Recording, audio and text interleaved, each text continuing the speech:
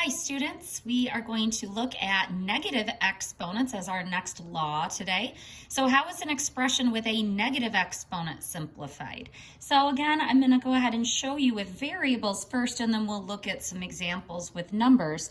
So the rule for negative exponents, if I have, say, a base a, where a can represent any number, and I take it to a power of negative n. So if I'm raising that base to a negative exponent, what that's actually going to do is it is going to flip it. And this is going to be equal to 1 over a to the power of n. So it flips and then drops the negative, okay? So I'm going to put a little note there, and I'd like you to do the same. So you're going to flip it. So whenever you see a negative exponent, it's a flip. So let's take a look at an example using some numbers here. So let's say, and actually, before I do that, I'm going to go box this rule in first. Let's go ahead and box it in so that stands out to you. All right, so let's look at some real numbers here. So if I take 6 to the negative third power, okay, what that's going to do is, again, it's going to flip it. So I'm going to flip 6 to the third power. So I'm going to put 1 over and then 6 to the third power. That negative, once I flip it, that negative sign on my exponent goes away. So think about throwing it away. So it's a flip, and then you throw that negative sign away, okay? And then this would, if you simplified it, it would be 1 over 6 to the third power, 6 times 6 times 6, which is going to give you 216.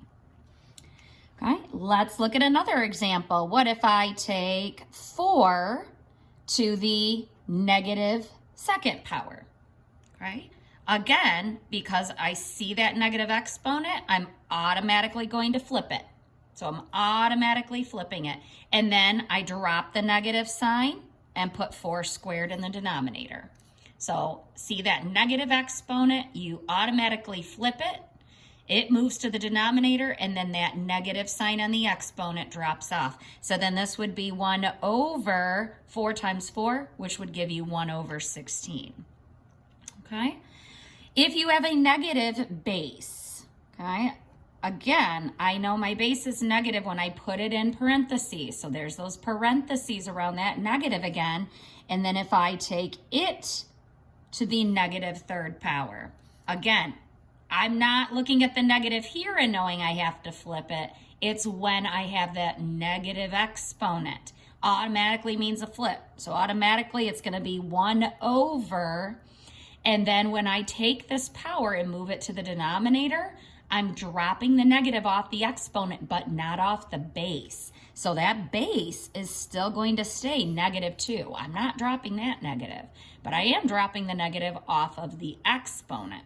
So then that would be 1 over -2. Make sure you're keeping it in parentheses when you move it, and then drop that negative off the exponent there. So that would be 1 over a base of -2 to the third power, which will be 1 over -2 times -2 times -2, which is going to give you 1 over a -8, okay, or a -1/8, okay?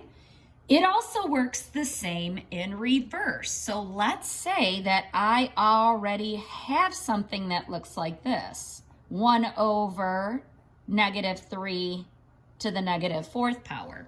So if I'm starting with this, I'm already a 1 over, and then I have that negative exponent in the denominator.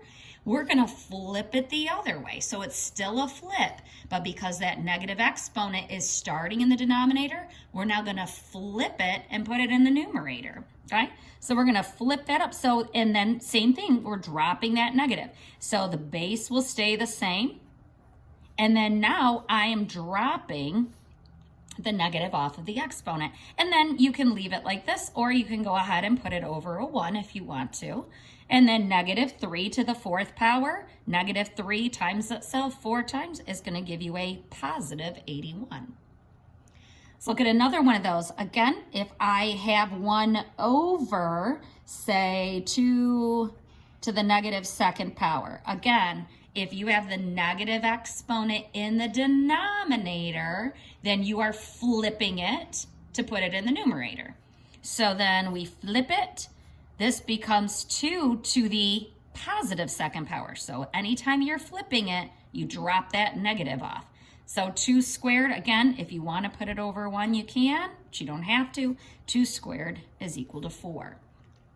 Okay, so whenever you're dealing with a negative exponent, it is a flip it. Okay, so if it is in the numerator already, 6 to the negative third power becomes 1 over 6 to the third power. So you flip it, drop the negative.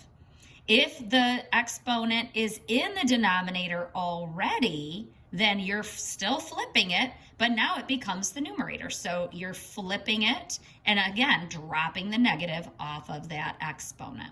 Okay, so there's 2 different ways, okay, that you can work with negative exponents there. As always, if you have questions, please be sure to email your teacher. We'll see you in the next lesson.